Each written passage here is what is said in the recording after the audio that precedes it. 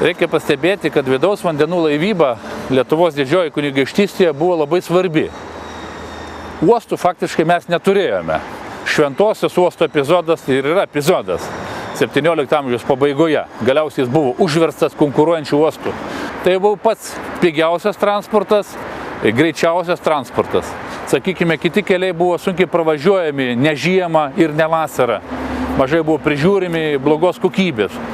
Ir štai ežerais, upėmis buvo gabenami dideli kiekiai krovinių ir gabenami palyginti pigiai.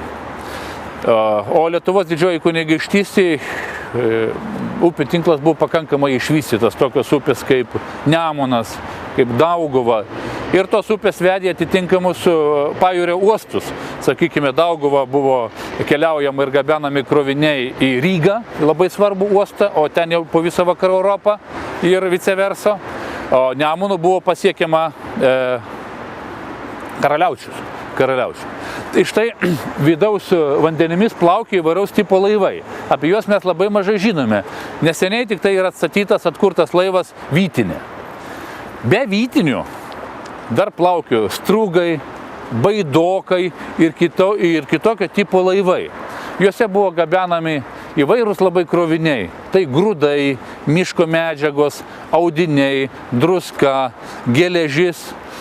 Tai yra eksportas ir importas. Dėl to iš tiesų tai yra labai svarbus mūsų istorijos epizodas, svarbus ir technologijos istorijai, svarbus vidaus laivybos istorijai pažinti.